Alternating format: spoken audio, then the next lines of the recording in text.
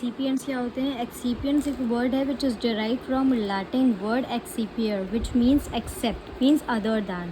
So basically these are the anything other than the basic active pharmaceutical ingredient API, other than anything other than basic active pharmaceuticals which is used in medicine.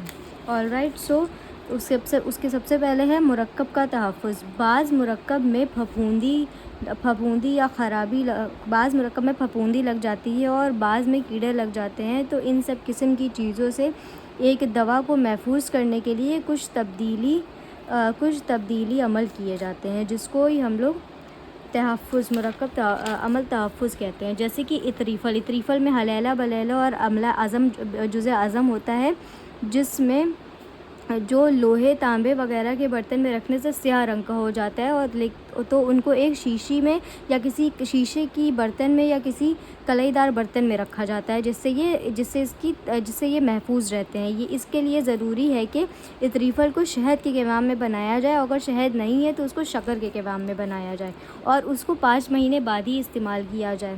جتنا زیادہ پرانا اتریفل ہوگا اتنا زیادہ قوی اثرات ہوں گے اس کے. ٹھیک ہے. اس کے بعد آتا ہے خمیرہ. کم مقدار میں خمیرہ بنائیں، مطلب تازہ خمیرہ بنائیں. ایسے بنائیں کہ اگر جاڑوں میں بنائیں تو وہ جاڑوں میں ہی ختم ہو جائے، گرمی میں بنایا ہوا خمیرہ گرمی میں ہی ختم ہو جائے. اور برتن ایسے برتن میں رکھیں اور اس میں 1/4 حصہ جو ہے وہ خالی رکھیں، اور اس کو ٹھنڈی جگہ پہ رکھیں اور کوئی بھی اس میں پانی یا کوئی نمی نہیں پہنچنی چاہیے. اور خمیرے میں ست لیمبو یا تو ایڈ کر دیں ایز اے پریزرویٹیوز، یا نزرون بنجاوی کو پانی میں حل کر کے اس میں ایڈ کر دیں. اب سلفوف ایسی اشیاء ہے جو بہت جلدی باہر کی رطوبت سے یا باہر کی چیزوں سے متاثر ہو کر خراب ہو جاتا ہے، تو اس کے لیے یہ ضروری ہے کہ اس کی مقدار کم ہی رکھیں، زیادہ مقدار میں اس کو نہ بنائیں.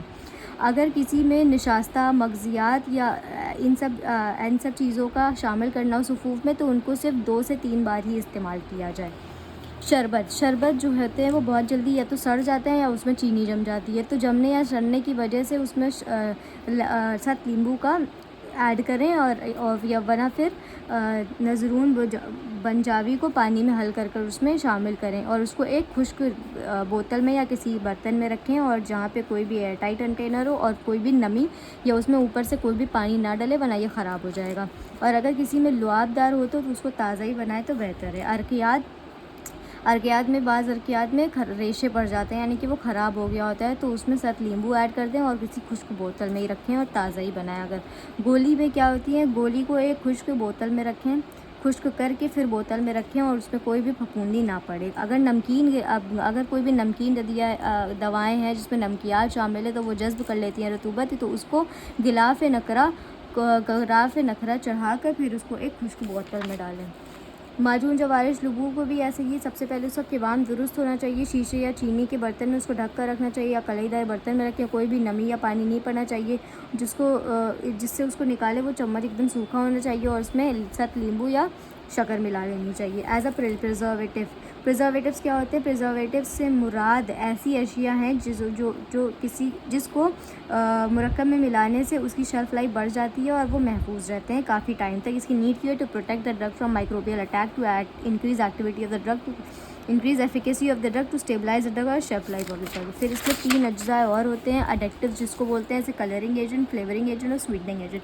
کلرنگ ایجنٹ جو کلر دیتے ہیں، فلیورنگ ایجنٹ جو فلیور کو انہانس کرتے ہیں، سویٹنگ ایجنٹ تو تھوڑے مصری ٹائپ کا ان سب چیزوں کو.